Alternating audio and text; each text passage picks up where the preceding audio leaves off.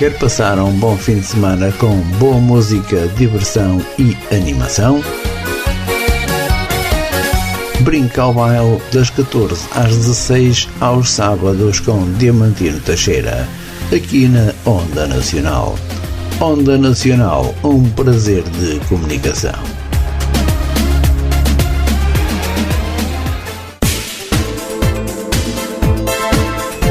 Blanco e amigos, aqui na Onda, José Blanco apresenta um programa de animação aos sábados pelas 16 horas e aos domingos pelas 18 horas. Não perca a animação e rubrica aos fins de semana com José Blanco.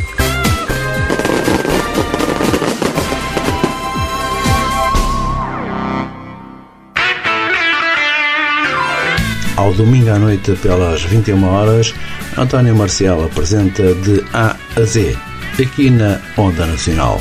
Onda Nacional, um prazer de comunicação. Estrela da Tarde. Escute as maiores estrelas da música aos domingos, entre as 14 e as 15, com Fábio Santos.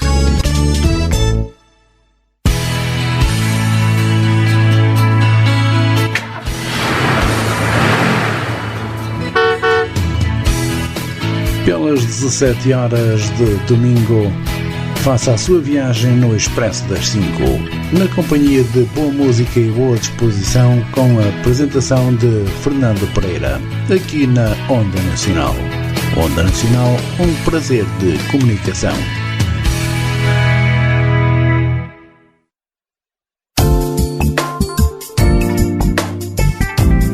Conversa entre amigos de António Marcial e Diamantino Teixeira.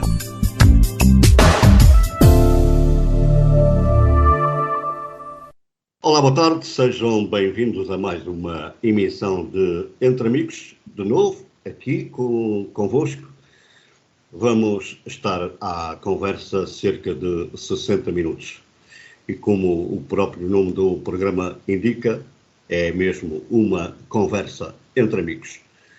Hoje temos, como é habitual, mais um convidado. Mas antes disso, boa tarde, Marcial, boa tarde também aos ouvintes da Rádio Onda Nacional. Olá, Diamantino, muito boa tarde. Boa tarde também para o nosso convidado. Boa tarde aos nossos ouvintes. Sejam então bem-vindos a mais uma emissão do programa Conversa entre Amigos. Emissão para este dia 5 de novembro do ano 2022. Chegamos agora às 18, vamos até às 19. Já sabe que também pode depois ouvir o nosso programa em podcast e também, se quiser participar, também pode fazer. Para isso tem o nosso e-mail, ondanacionalradio@gmail.com, ou então através das nossas redes sociais, Facebook, Instagram, Twitter e, claro, se quiser também enviar uma mensagem pelo WhatsApp, também o pode fazer, 912-089-019. Diamantino, conversa agora contigo. Posto isto, vamos então ao dito convidado que temos connosco.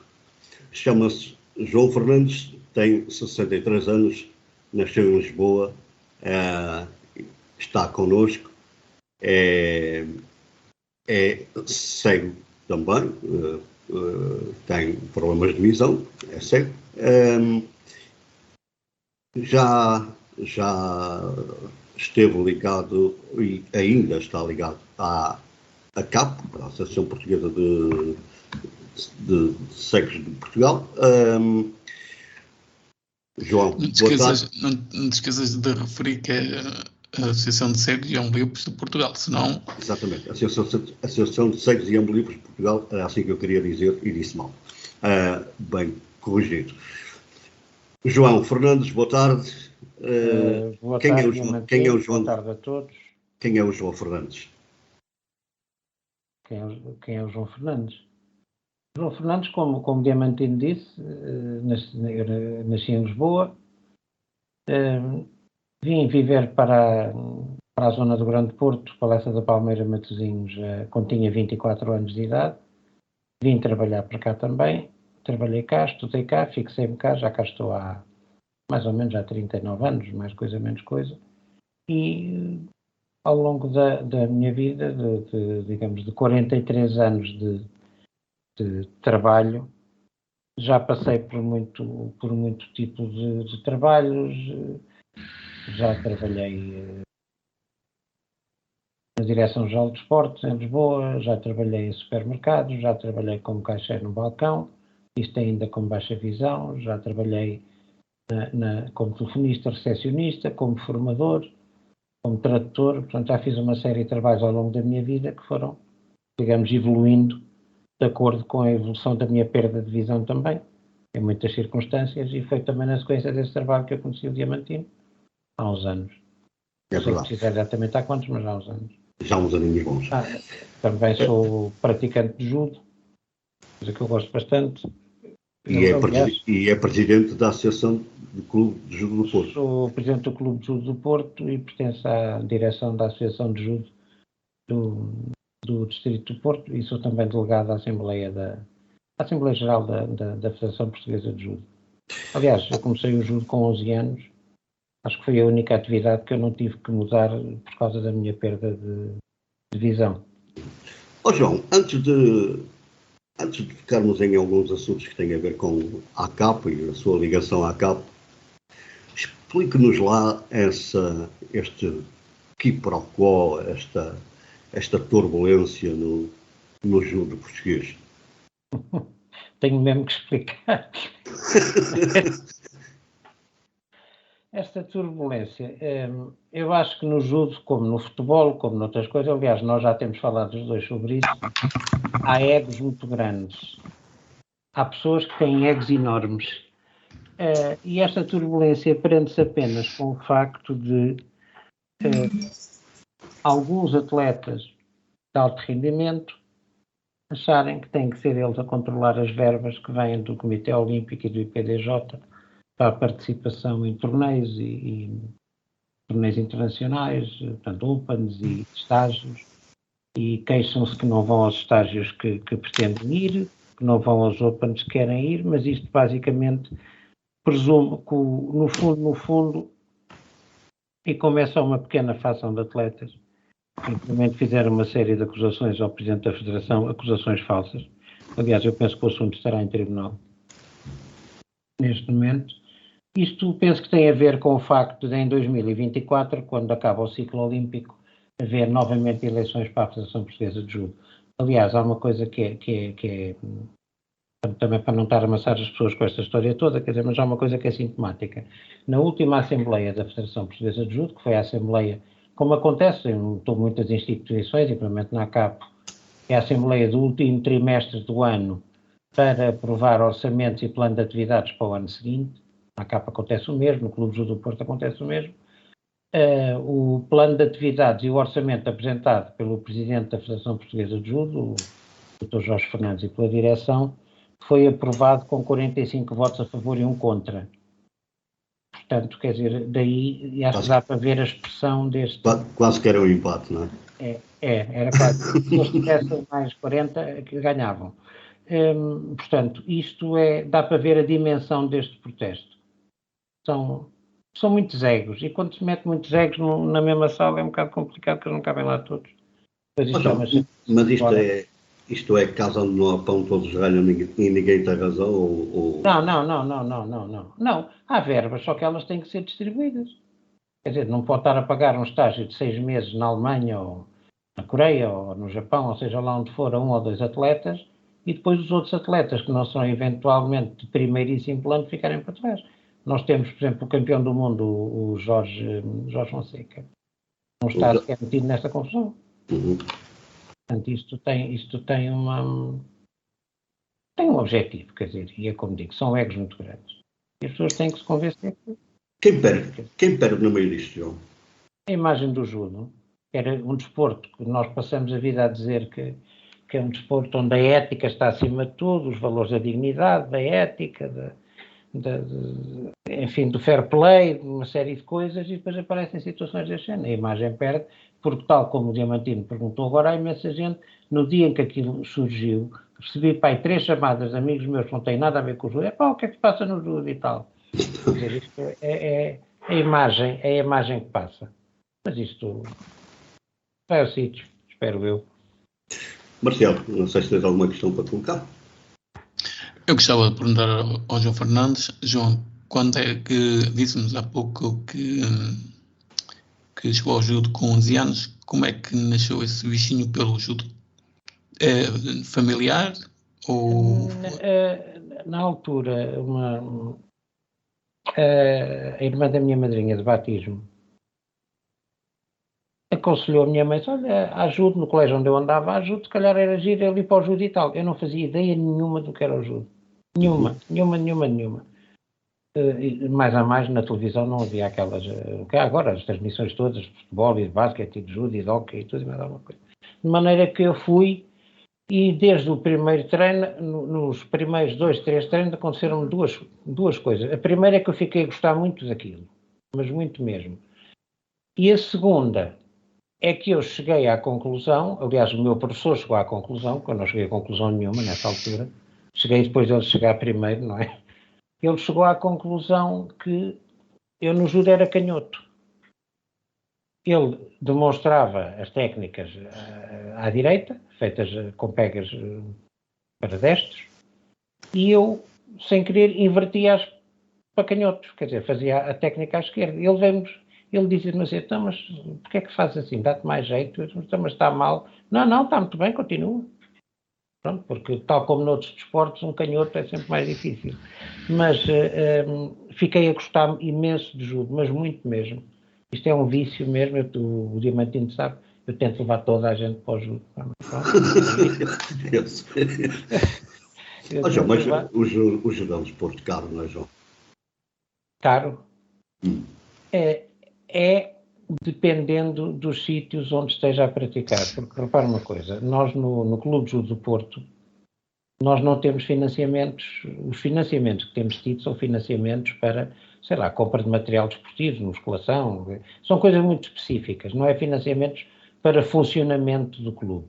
E acontece que nós temos, como estamos em instalações próprias alugadas, não estamos inseridos em nenhum outro clube que tenha outras modalidades, não é?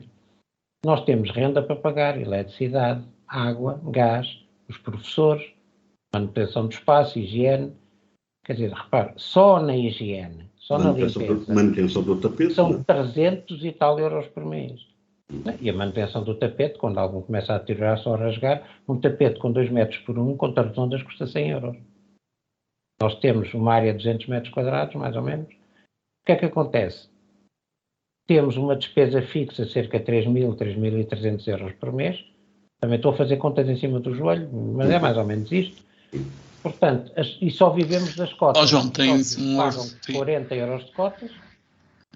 Os sócios tem um orçamento de cerca de 40 mil euros, vamos dizer assim, fixos, não é?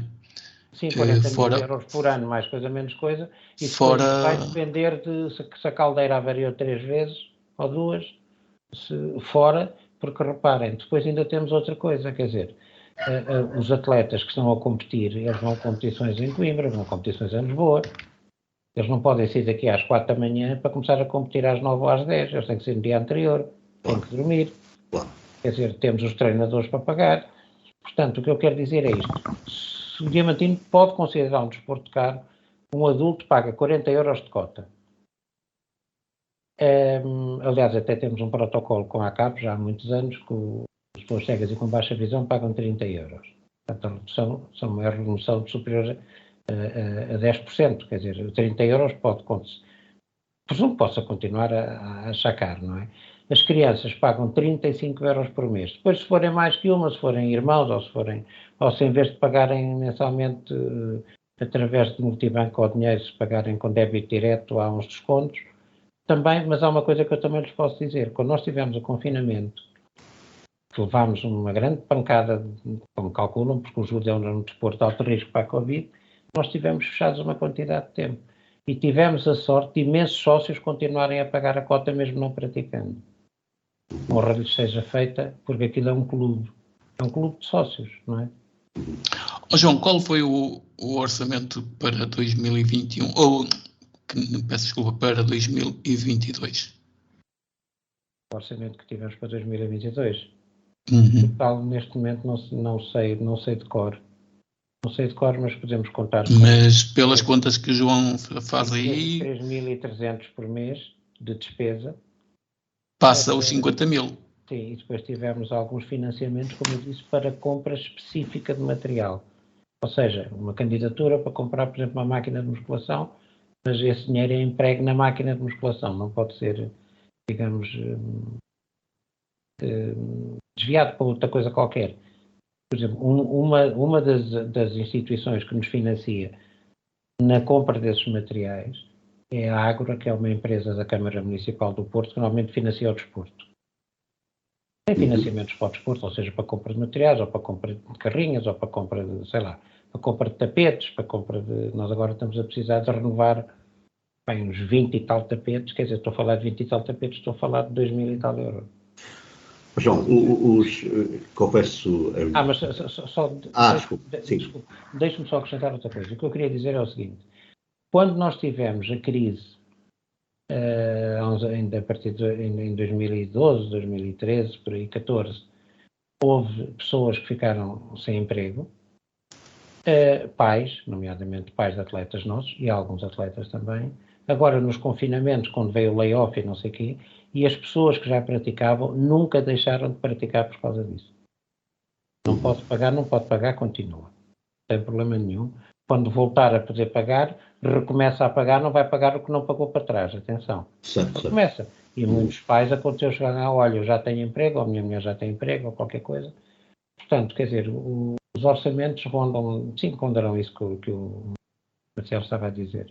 João, Entre 40 e 50. Confesso a minha ignorância em relação a esse aspecto das regras e como funciona o juro, mas os tapetes têm a ver, por exemplo, a qualidade tem a ver, por exemplo, a ver com os relevados do campo de futebol, obedece certamente a dimensões mínimas ou máximas. Os tapetes, como eu disse, cada tatame e cada tapete tem 2 metros por 1. Então, mas isso é o mínimo? Não, isto é um tapete, são 2 metros por 1. Eu depois tenho que juntar vários. Como disse, nós temos uma área de à volta de 200 metros quadrados, não chega a 200 metros quadrados porque quem fez aquela sala não fez um ângulo reto numa certa zona, fez uma curva, e nós tivemos, inclusive, para encher aquilo com tapetes, tivemos que cortar alguns tapetes, mas depois, nas áreas de competição, pode ter uma área de 8 metros por 8, com 3 metros mais de perímetro de segurança, por exemplo. Portanto, 8 e 3, 12, 13, 14 metros. Uma área de competição, talvez. Um quadrado com 14 metros. Mas aquilo obedece o tapete terá que ter uma certa qualidade, tal como... Os tapetes, normalmente, o preço tem a ver com a densidade do tapete, mais duros ou mais moles. Um tapete mais mole dura menos tempo. Um tapete mais duro, mais denso, com uma espuma mais densa, dura mais tempo. Portanto, basicamente tem a ver com isso. João, também, claro. Vamos partir para outro campo desta nossa conversa. O João ainda está ligado à CAPO por causa nomeadamente, faz parte do Conselho Ibero-Americano. Estou a representar a CAP no Conselho Ibero-Americano do Braille. Exatamente. E estou a representar a CAP no Núcleo para o Braille e meios complementares de leitura. Mas isto é um trabalho, digamos, voluntário. Certo. Já tinha antes. A Associação de Cegos Norte de Portugal e depois a CAP. Creio que foi durante durante a sua ligação à CAP em que se fez a junção, ou seja, em que deixou de existir a Associação de Cegos Norte de Portugal, a Associação de Cegos João de Deus João, e a Associação Luís Braille. E a Associação Luís Braille. João, foi ou não foi bom haver a junção, ou nunca ela devia ter acontecido? Repare, a questão aqui, portanto, como disse, a ACAP é o resultado da junção da Liga de Cegos São João de Deus e da Associação Luís Braille de Lisboa e da Associação de Cegos do Norte de Portugal, aqui, que estava aqui no Porto. Eu já a conheci no Bonfim, até foi o Diamantino que me disse no dia que ela já tinha estado salveira em Santa Catarina. Sim. Ora bem, repare uma coisa. Os acordos que neste momento, eu quando era sócio da Associação de Cegos Norte de Portugal... A minha pergunta é assim, seria inviável hoje haver essas associações todas? Concretamente a questão é isso. Não era, economicamente não era viável. Ou então deixavam de apresentar ou ter serviços, têm neste momento, e passavam a ter só, imagino, uma direção e pouco mais. Quer dizer, que organizavam umas atividades, umas coisas e tal, e pronto, era possível. Eu quando estive cá, quando vim para o Porto, a Associação de Cegos do Norte de Portugal tinha um técnico de Braille, que era o Sr. Ivo, que foi meu professor de Braille. Eu também. Tinha uma senhora que era a Dona Fernanda. Sim. E pela primeira vez teve uma assistente social, mas tinha, digamos, uma intervenção muito limitada. Repare, neste momento, a ACAP, por ser a ACAP, e aliás, esta junção já tinha sido recomendada várias vezes por organizações internacionais, nomeadamente no que é hoje a União Europeia de Cegos e a União Mundial de Cegos, que era desejável que as associações que representam os cegos a nível nacional nos diversos países sejam únicas. Obviamente nós temos cá outras, temos a APEC, que é a associação mais antiga, que já vem do século XIX, temos a APEDV, temos a Bengala Mágica, ainda no outro dia estive lá embaixo, que é uma associação de pais e amigos das crianças cegas, e que tem intervenção numa área onde a ACAP não tinha até agora, ou não tem até agora tido intervenção, mas o trabalho que a ACAP faz neste momento, hoje aqui no Porto, tem uma assistente social, tem uma psicóloga, tem uma técnica de orientação e mobilidade, tem uma terapeuta ocupacional e técnica da ABD, tem uma professora de Braille de TIC, não é? Quer dizer, tem uma série de técnicos que só, e quem diz aqui no Porto, diz em Viseu, ou em Lisboa, ou em Faro, quer dizer, depois há quadros que são mais reduzidos do que outros. Se não fosse uma associação de cariz nacional, não tinha qualquer hipótese de ter este tipo de financiamentos. Porque estes financiamentos, tanto os da Segurança Social, como os do IFP, do Instituto de Emprego e Formação Profissional, apesar dos projetos serem locais, estou a falar, por exemplo, da formação, apesar dos projetos serem locais, a aprovação e os financiamentos têm origem nacional.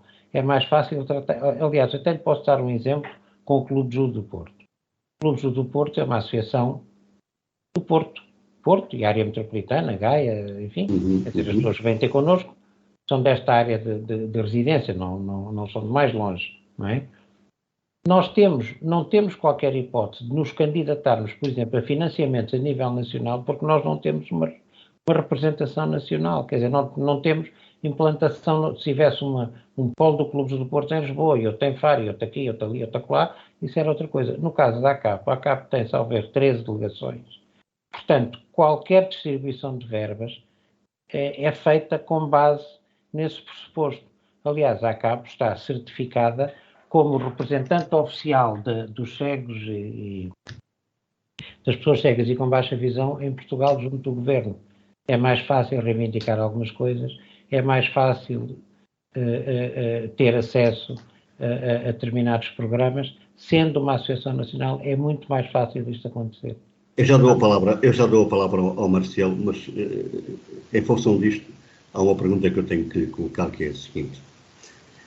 E o que é que me diz ao aparecimento de algumas associações, tal como Cabra Cega, por aí só Só o nome, enfim, já... O nome acho um bocadinho triste, mas pronto. Só o nome já... O nome acho um bocadinho triste. Mas o que é que me diz ao aparecimento de outras associações? Isso no fundo, incomoda, entre aspas, ou lida bem com essa situação? Ou preferia que, na verdade, houvesse só uma associação a representar? Nós, quando criamos uma associação, qualquer nós que estamos aqui, o Diamantino, eu e o Marcial, se quiser podemos criar uma associação. Claro. Fazemos os estatutos, fazemos a escritura e criamos uma associação. Pronto. Não é difícil e nem é muito caro. É relativamente fácil. Eu, como disse, eu estive no outro dia em Lisboa, num seminário da Bengala Mágica, fui falar do Braille. A Associação Bengala Mágica, que apareceu há 5 anos, tem tido um trabalho muitíssimo meritório no apoio aos pais das crianças cegas e com baixa visão.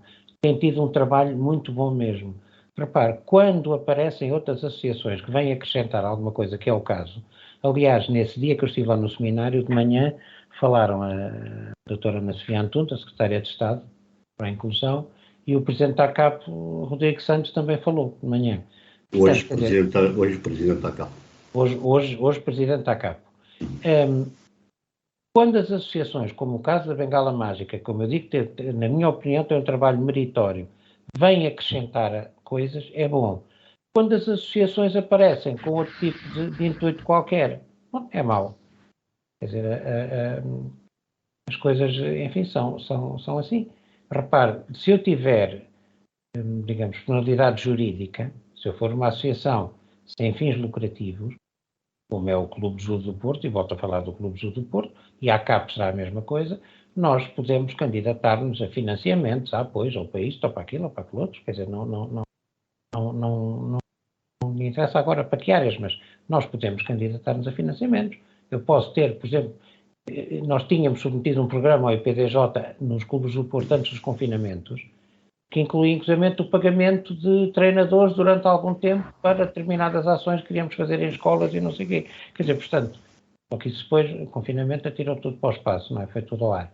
Agora, depende do objetivo ou depende do intuito que temos quando criamos uma associação. E repare, nós os três que estamos aqui, será que valia a pena criarmos uma associação? Mas para fazer o quê? Se é para fazer o que já está a ser feito, não vale a pena. Se é para fazer uma coisa diferente, se calhar valeria a pena, quer dizer, mas isso é como digo, quer dizer, eu não posso julgar as intenções das pessoas, não me incomoda absolutamente nada.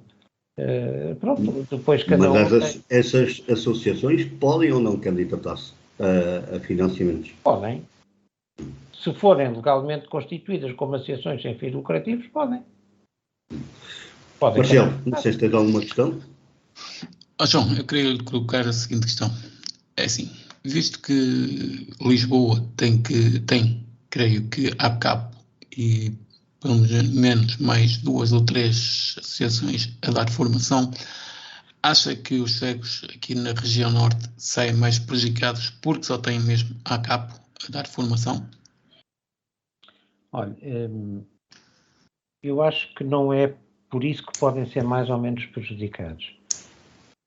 Eu vejo a formação profissional, e eu antes de dar formação na ACAP já dei formação noutros sítios que não tinham a ver com cegos. Para mim a grande questão é esta. Os cegos, as pessoas cegas e com baixa visão, tal como os outros, deviam ter a possibilidade de aceder a qualquer tipo de formação que fosse dada em qualquer sítio. Não é? De repente imagino que há um centro de formação aqui no Porto, em qualquer lado, que tem uma formação de línguas, ou de administrativos, ou de contabilidade, ou sei lá, seja lá do que for. Não preconceito o raciocínio. Mas aí vamos entroncar numa situação que é, por exemplo, no centro de formação, no centro de emprego, não é? E eles dão formações. O problema aqui é que os cegos muitas vezes, não tem condições dessas formações. Era aí que eu ia chegar. Ok, peço Era aí que eu ia... Não, pelo amor de Deus, Diamantino. Já como faltava estar-me a pedir desculpa. Não, era aí que eu ia chegar. Eu vejo, se calhar, o futuro da formação dentro da ACAP como uma forma de potenciarmos as pessoas cegas e com baixa visão a nível técnico, de autonomia técnica. Estou a falar de Braille, estou a falar de TIC, ou seja, Word, Excel, correio eletrónico, a nível de mobilidade, a estes níveis, para que a pessoa possa ser, isto juntando eventualmente à prescrição de produtos de apoio, para que a pessoa possa ser autónoma para concorrer àquilo que lhe apetece. Ou seja, eu quando vou, imagine, eu vou voltar à formação, por exemplo, de línguas, de inglês, vamos supor. Eu se for para um instituto de línguas, para fazer inglês, a única coisa que eu tenho que fazer, que eu deveria ter que fazer, era ver em que nível é que estava. Mais avançado, menos avançado, nível 1, nível 2, nível 3, por aí fora. O que é que acontece? Neste momento, se eu não dominar um certo número de técnicas, eu nunca estou em pé de igualdade para poder determinar o nível de inglês em que vou cair nesse centro.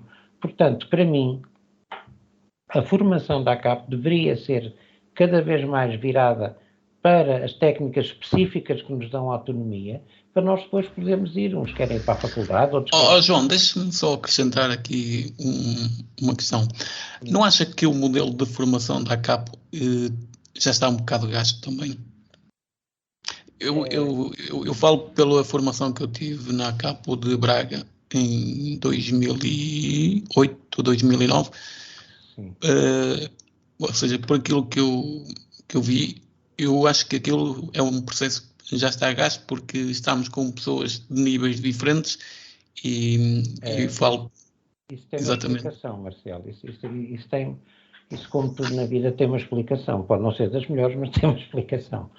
Acontece o seguinte, uma coisa que não acontece, por exemplo, em Espanha, que acontece aqui, é que há um número mínimo de formandos para iniciar uma ação de formação. E o que é que isto vem provocar? Isto vem provocar que, quando eu, enquanto formador, faço uma avaliação de 6 ou 7 ou 8 formandos, por exemplo, ou candidatos a formandos, assim aqui é, e chego à conclusão que tenho 2, vamos pôr, no nível 1, tenho 3 no nível 4, tenho 1 no nível 7... Sim, foi o que se passou ali. Isto funciona um bocado como o ensino por unidades capitalizáveis que fizeram na escola, que há uns anos atrás, em que o professor na mesma sala tinha 3, 4, 5, 6 níveis diferentes.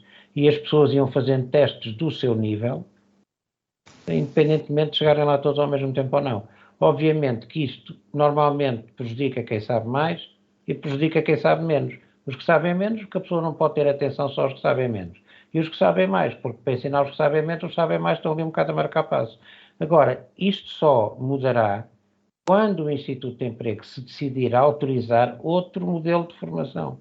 E qual era o modelo de formação? Modelo de formação. No seu entender? No meu entender, era que eu, enquanto, imagino, pronto, agora já não estou nessa, como sim. sabe, mas que eu, enquanto professor de Braille, ou professor de TIC, ou professor de outra coisa qualquer, tivesse, no máximo 2 formandos, 3. Está a perceber? Porque assim, repare, eu podia estar com 2 formandos a nível do Braille, que era, como sabe, o que eu dava, e dava inglês, e dava outras coisas. Sim. Eu posso estar com 2 formandos que estão mais ou menos no mesmo nível. Agora, como logo à tarde, posso estar com outros 2 que estejam no nível completamente diferente dos da manhã. Isto não faz com que eu tenha que ter na mesma sala várias pessoas, e um pergunta-me uma coisa, eu respondo. Depois, do outro lado, o outro pergunta outra coisa, eu respondo. E depois, quer dizer, eu quando... E, aliás, o Diamantino sabe isso. Às vezes, quando a pessoa chega ao fim da manhã, tinha os fusíveis todos a queimar já. Porque então depois eu estava a responder a um que me perguntava, que achava que tinha ali uma letra com 4 pontos, ou 3, ou não sei o quê. como tinha outra a perguntar-me para fazer o parágrafo no programa de impressão em braille, se tinha que dar 2 espaços e mais não sei o quê, quer dizer.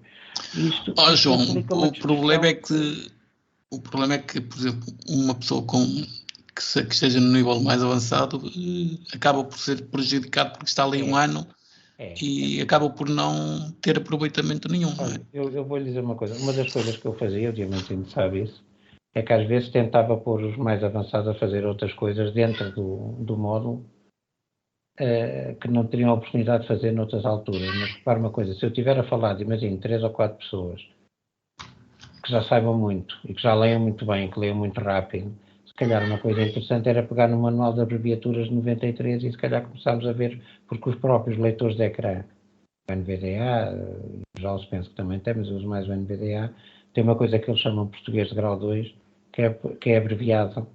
Aparece numa linha braille, aparece braille abreviado. E se calhar era mais útil com as pessoas que já sabem muito, se calhar ir por aí. Aprendermos alguma coisa de novo, digamos, vermos juntos aquelas coisas. Agora, repare, enquanto o Instituto de Emprego não autorizar esta mudança, e eu penso que isso vai ter que acontecer mais cedo ou mais tarde, o modelo continuará a ser o mesmo.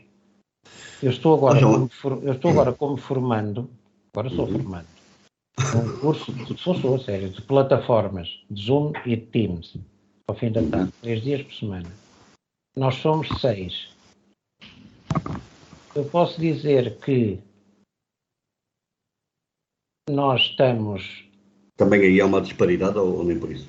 Há uma disparidade. E depois a malta tenta auxiliar-se uns aos outros. Inclusive estamos todos com 5 com Windows e um computador com macOS. Ui. Pronto. De maneira que o Eduardo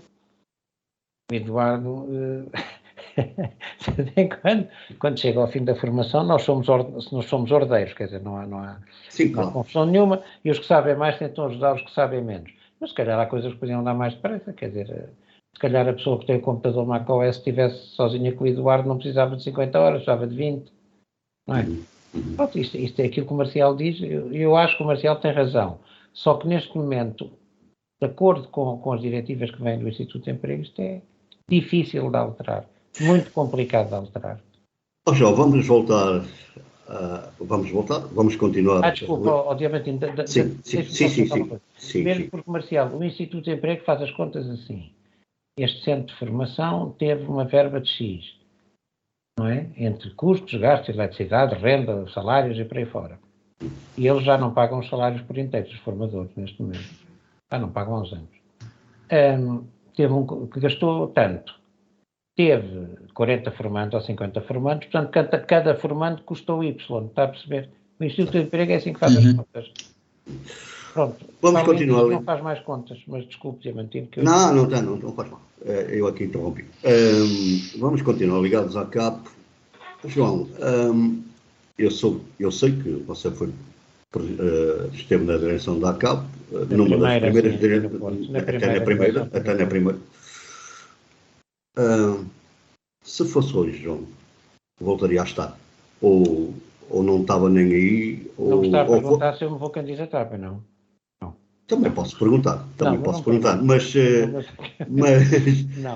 fosse hoje não estava nem aí? Ou... Tinha voltado, mesmo sabendo o que sei hoje e uma série de coisas que aconteceram na altura, acho que voltava a estar, porque digamos que o movimento da unificação das associações, acho que foi uma coisa bastante maior do que aquelas quesílias, aquelas tricas e aquelas coisas que normalmente acontecem nestas situações.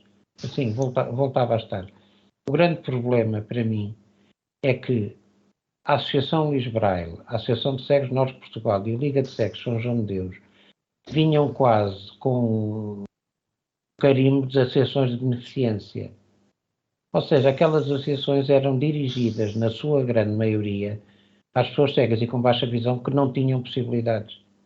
Certo. Por questões da vida, por famílias, por tudo e mais alguma coisa. E quando passou para a CAP, esse sentimento, digamos que se manteve assim. Ou seja, isso foi uma coisa muito difícil de alterar, porque eu considero que a CAP tem que servir uns e outros, tem que servir aqueles que efetivamente que não estão assim muito bem de vida, não é? Que têm mais dificuldades, mas também tem que dar resposta a outros problemas daqueles que não têm tantas, ou não têm dificuldades, mas têm outras necessidades. Eu até posso deixar aqui o meu pensamento, que era aquilo que eu pensava na altura, e disse-o. E nessa altura, os conflitos todos que existiram, e as chatices todas que tivemos, basicamente foi por causa de um determinado tipo de pensamento. Está a perceber? Quer dizer, não estou a dizer que a culpa é da ABC, não, a culpa é de todos. Como dizia o Zé Mário Branco, a culpa é de todos, a culpa não é de ninguém. Não é? Quer dizer, são das circunstâncias, porque as coisas aconteceram, mas voltava a estar. Se voltasse à altura que o que sei hoje, voltava a estar. Então, ficamos aqui nesta pergunta, que é a seguinte: e hoje? Pensa algum dia estar de novo?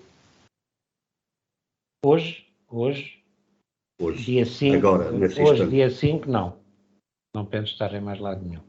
Como digo, tenho a direção do Clube do Porto, não estou a pensar estar em mais lado nenhum. Hoje, então, não estou a pensar, mas os pensamentos mudam, quer dizer, não sei, as circunstâncias mudam, depende. Ou seja, nunca diz nunca, não é? Não digo porque quiser uma coisa que eu não posso dizer. Quer dizer, eu posso dizer que sim, vou e tal, e depois chega à altura, afinal não me apetece, dá-me trabalho, é uma chatice. Ou posso dizer, não vou nada, não sei o quê, e depois de repente aparece um projeto interessante, está a perceber? Portanto, não. O que eu sei é que eu sou presidente do Clube Judo do Porto, faço parte da direção da Associação de Judo Distrito do Porto e sou delegado da Federação Portuguesa de Judo. Mas mandato, para o João ser candidato, algo que tinha que mudar? Ou...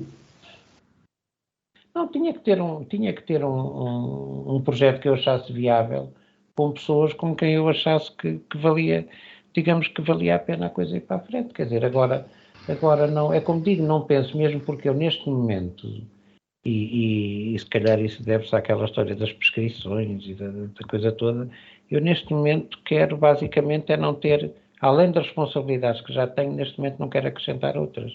Está a perceber? Não. Para mim era muito incómodo hoje fazer isso, quer dizer, eu deixei de trabalhar para estar sossegado, além de não estar sossegado, continuo a não estar sossegado, felizmente tenho muita coisa para fazer, mas são tudo atividades não lucrativas, mas embora de vez em quando possa aparecer uma tradução, uma coisa do género, aí posso, enfim, lucrar alguma coisa com isso, mas não, neste momento não estou a pensar, honestamente não estou a pensar nisso. Marcial. João, vou-lhe fazer uma pergunta totalmente diferente do assunto que estamos aqui a tratar. Como é que está a saúde do Braille em Portugal? Ora... A saúde do Braille em Portugal...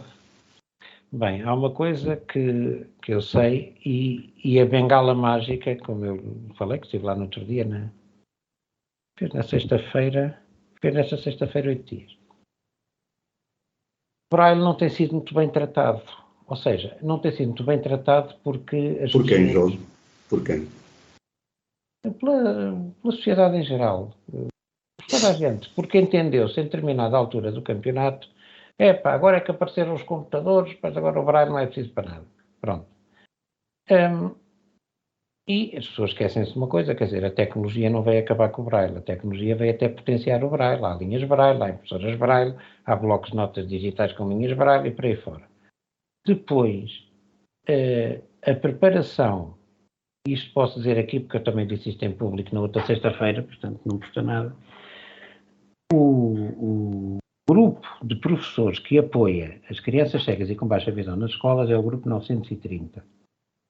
Acontece que, há uns anos atrás, a ACAP fez uns cursos de Braille, chamados cursos para a comunidade, ou seja, para pessoas normovisuais, e a maior parte dos formandos que apareceram, ou candidatos a formandos, eram professores do 930.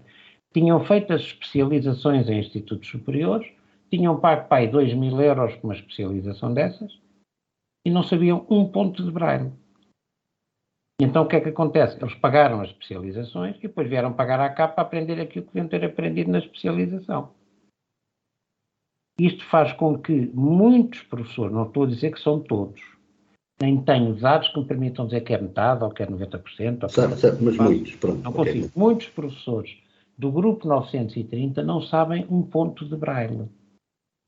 Obviamente que isso vem prejudicar, porque o que é que acontece? Por exemplo, em relação às crianças com baixa visão.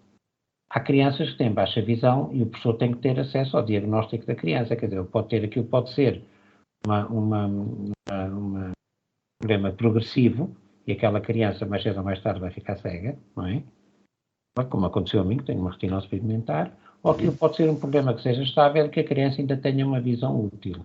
Mas quando falamos de visão útil, estamos a falar, por exemplo, de eu conseguir ler, sei lá, com a visão ou com os dedos, não interessa, 70 palavras por minuto. Isto é considerado o ritmo de velocidade de uma leitura útil. Aliás, eu lembro-me que tivemos não foi uma discussão, foi uma discordância, em que, num dos cursos que tive consigo, eu dizia que achava quase impossível ler 70 palavras no minuto. Mas o Diamantino lê. Quer dizer, se calhar até leio, sem dar por isso. Não, garanto. Sem dar por isso. Mas eu achava muito. Eu é que ia dando por isso. Eu achava muito. Mas entroncando aqui na pergunta que o Marcial fez. Mas isso que o Marcial estava a dizer é: se eu tenho uma criança com baixa visão que lê 10 palavras por minuto com o nariz encostado ao ecrã ou com o nariz encostado à folha, com uma letra pai 36, isto não é viável. Aquela criança tem que aprender outra forma de leitura. Pronto, porque senão o que é que vai acontecer? Nós temos as competências linguísticas são o ouvir e o falar, que estão ligadas, e o ler e o escrever, que também estão ligados. Quando eu não leio, eu escrevo mal. Escrevo com muitos erros ortográficos porque não leio. Eu não vejo as palavras escritas, portanto... Entroncando na pergunta do Marcial, há uma questão direta que é assim, digamos, os miúdos, e quando digo miúdos, digo dos, sei lá... Primeira classe, segunda primeira. Dos 5 aos 16, vá. Os miúdos hoje não sabem ler braille, nem andar de bengala, pois não? Sabem, alguns sabem. Alguns sabem. O andar de bengala depende dos pais, muitas vezes. O ler braille, muitas vezes, por isso é que eu lhe digo, eu fiquei encantado com aquela associação. Aliás, até o nome Bengala Mágica até acho um nome bonito. Eu tive uma aluna de judo, tinha 5 anos e era cega, uma menina, aqui no Porto, que ela vinha fazer judo ao sábado de manhã. Ela era muito gira. Era ela e outro um rapazinho. E eu lembro-me que na altura do pré-escolar, eu fiz-lhe uma prescrição.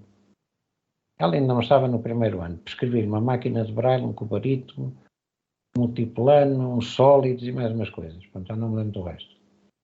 E voltei a fazer-lhe outra prescrição quando ela estava já no 4º ano. E fiquei muito contente, porque no 4º ano, graças à iniciação que ela teve, ela era a melhor aluna da turma, de uma turma onde as outras crianças eram normovisuais. Era a melhor aluna da turma. A mãe disse-me que já tinha mandado arranjar a máquina 2 vezes, porque ela produzia cerca de 3, 4 folhas de embrulho por dia, por vontade própria. Não era obrigada. E eu, na 4ª classe, prescrevi-lhe um computador e uma linha braille, com todo o gosto. Portanto, o que é que acontece? Esta menina teve... eu não gostava de chamar a isto de sorte, mas se calhar foi sorte que teve e ainda deverá ter, não sei se é a mesma professora, fantástica. João, mas concorda comigo, por exemplo, quem fica cego hoje, quem fica cego hoje, por exemplo, o que aprende de braille é mesmo o básico e fica por aí porque, não é? Depois tem o computador. O Marcial está a falar de cegos adultos. Atenção que como sabe, pronto, eu não sei se o Marcial é leitor de braille, especialmente será, com certeza. Eu ceguei adulto também. Comecei a perder a visão, disse há bocado, 12, 13, que depois fui andando por aí fora até ficar totalmente cego. Não tinha computador. Eu só tive computador nos anos 90, 82, assim uma coisa. Eu não me recordo bem, e linhas braille nem sabia o que isso era. Já tinha visto uma vez numa exposição da IBM, mas o preço daquilo era uma coisa estratosférica, de maneira que nem me passava pela cabeça. Agora, eu aprendi braille. Eu aprendi braille na minha reabilitação, não é? E depois, repare, a questão é, nós sabemos, o braille é difícil de ler com os dedos. Nós podemos aprender braille facilmente a escrever, mas o ler já não é bem assim. O ler implica muito treino, implica muito esforço. E o que é que acontece? Eu e outras pessoas que tivemos na Fundação Shine, na altura em Lisboa, que era um centro de reabilitação, Eu depois procurei, eu depois quando vim para o Porto, tive como professores o Sr. Ivo, tive o Dr. Salgado Batista, tive a Maria do Sameiro, quer dizer, que eu procurei, fui eu que procurei, está a perceber? Portanto, e por aí aprendi mais. Isto quer dizer que, se não houver incentivos, quer dizer, deveria haver, depois do cego adulto fazer a reabilitação, não é? E começar a ser minimamente autónomo em várias coisas, deveria haver, seguir esse apoio. Esse apoio devia ser seguido, sei lá, olha, o Zé Diamantino, desculpa, há pouco tinha dito que vai entrevistar outra pessoa a seguir a mim. Ele aprendeu Braille a ver, aprendeu Braille há 1 ano e tal, e muitas vezes juntamos para ler a mesma revista, juntamos via Zoom, com o mesmo número da revista, por exemplo. E estou a falar da revista Visão, que não é fácil de ler, para um iniciado. Temos cerca de... Tem muita vontade, mas é difícil. Temos cerca de 10 minutinhos, foi aquilo que eu percebi, aqui nos meus auscultadores. João, qual é a maior dificuldade de um formador cego dar a dita formação, seja, digamos, em Braille, ou seja de Braille, seja de inglês, seja... Mas a pessoas cegas ou a pessoas com vista? As duas coisas, pronto. Mas, nomeadamente, às pessoas cegas, pronto, então. Olha, aquela questão que o Marcelo levantou há pouco, dos grupos não serem homogéneos, uma heterogeneidade muito grande nos grupos de formação, de conhecimento, isso é uma dificuldade grande. É uma dificuldade muito grande. Depois, o ensino do Braille é uma coisa muito individual, é muito individualizado. Eu tenho que ir para o pé de si, eu tenho que ver como é que o Diamantino põe as mãos em cima, no caso, ser um iniciado, não é o seu caso. Claro. No caso, ser um principiante. Eu tenho que ver como é que coloca as mãos na folha. Eu tenho que acompanhar as suas mãos, ou tenho que pôr as suas mãos em cima das minhas para perceber como é que eu mudo de linha. Tenho que treinar isso diversas vezes, tenho que andar para trás, tenho que ir para a frente, tenho que vir para trás, tenho que estar a preparar material específico, sei lá, imagino só com palavras com letras da primeira série, depois com palavras com 2 e 3 sílabas, mas sem vogais acentuadas, e por aí fora, quer dizer, a dificuldade é ter grupos heterogéneos e grupos grandes, porque tantas TIC, repare, há bocado falámos da TIC e falei do curso de plataforma. Eduardo, tu tinhas dito que o comando para partilhar o ecrã é não sei quanto e tal, e ele diz-me a mim. Depois a pessoa tem com o macOS, mas aqui no macOS como é que eu faço? É comando shift não sei o quê.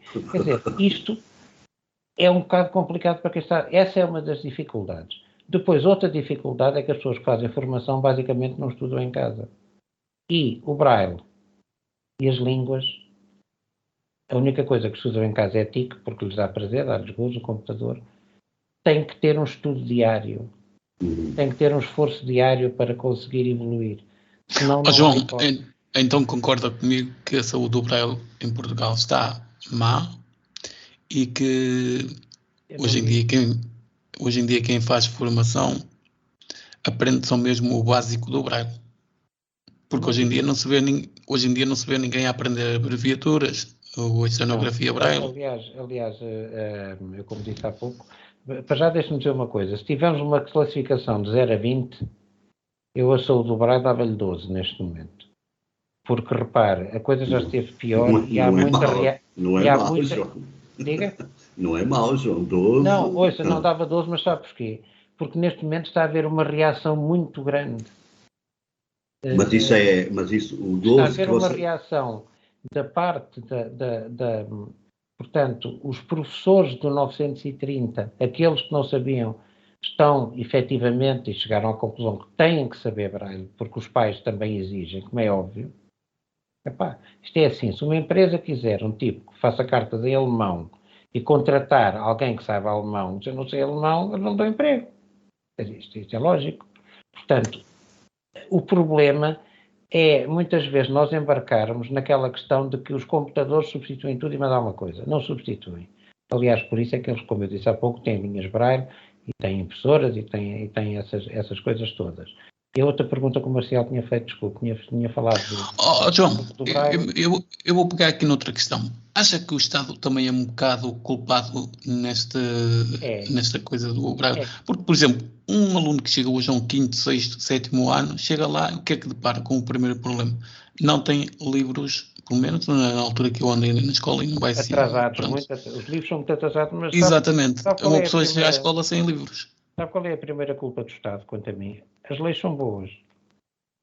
É apenas pior a execução. aplicadas. Repare, o Estado nunca deveria, o Ministério do Ensino, o responsável do ensino superior, nunca deveria deixar um curso de especialização do 930 não ter pelo menos 100, 120 horas de Braille. Não devia ser possível. Porque, repare, quando um instituto superior ou uma universidade, vamos lá, pedem a homologação, a certificação de um determinado curso, ou de um mestrado, ou de uma pós-graduação, seja lá do que for, tem que apresentar o currículo e as horas e os créditos que aquilo tem. Portanto, quando o Ministério responsável pelo ensino superior autoriza cursos de especialização de 930, sem Braille, como autoriza cursos de especialização do 920, que é da deficiência auditiva, sem língua gestual, obviamente que a culpa é do Estado. Porque, repare, o que é que um instituto destes precisa para poder ensinar Braille? Precisa ter um investimento de 15 a 20 mil euros logo de início. Uma máquina de Braille custa 1000 euros. E o que é que acontece? Eles vêm depois parar à CAP, porque a CAP tem máquinas de Braille. Na verdade, João, este programa tem 60 minutos, devia ter mais 60, não tem, infelizmente. Vai ficar muita coisa por dizer. Falta dizer que o João gosta de música, gosta do Rui Veloso, gosta dos Clã, e éramos para passar esses temas, mas na verdade não vai ser possível. De qualquer forma, João, a perspectiva, para terminarmos, quais são as perspectivas, o que é que você antevê de bom ou de muito mau para os cegos daqui para a frente? Olha, há uma coisa que em termos de benefícios, tanto os cegos como outras pessoas com outras deficiências têm tido alguns benefícios. O de muito bom, eu não sei se é de muito bom, se é de muito mau. Quer dizer, eu acho que nós estamos a entrar numa fase... Tem que ser telegráfico, João. Acho que nós estamos a entrar numa fase em que ainda é possível fazer muita coisa. É possível e há campo para podermos fazer muita coisa. Presumo que a vida dos cegos estará um bocado melhor hoje. Presumo que terá, espero eu, possibilidade de melhorar, mas isso também está muito de acordo, se calhar, com o país que temos, não é? Com a forma como as coisas vão evoluir. João, dou-lhe mais 30 segundos. Pronto, de muito mal. Para as suas despedidas. Não consigo ver assim nada para já de muito mal. Olha, as minhas despedidas, para já queria agradecer-lhes o convite. Queria agradecer o convite e foi com gosto que falei dessas coisas e acho que foi uma hora de conversa agradável. Aqui na Rádio Onda Nacional tentamos trazer assuntos de interesse, até porque, e é mesmo uma conversa entre amigos, não é propriamente uma entrevista, mas para mim foi um prazer enorme contar consigo aqui durante estes cerca de 60 minutos e desejar-lhe muitas felicidades, esperar que tenha tempo para gozar a sua reforma bem merecida e enviar-lhe um forte abraço. E eu desejo muito sucesso para a vossa rádio e para o vosso trabalho e obrigado mais uma vez. Marcelo, fica por aqui esta emissão, um forte abraço, vamos às despedidas, vai. Voltamos então no próximo sábado para mais uma conversa entre amigos às 18. Já sabe, pode ouvir a nossa emissão em podcast e também pode ser um participante para isso. Tem o nosso e-mail ondanacionalradio@gmail.com. Quanto a mim é tudo. Boa tarde, bom dia, boa noite, onde quer que esteja a ouvir a Onda Nacional, seja no seu computador, no seu iPhone, Android ou iPad, na aplicação radios.net ou então também na aplicação radios.online. E grande abraço, até ao próximo programa. Obrigado. Conversa entre amigos de António Marcial e Diamantino Teixeira.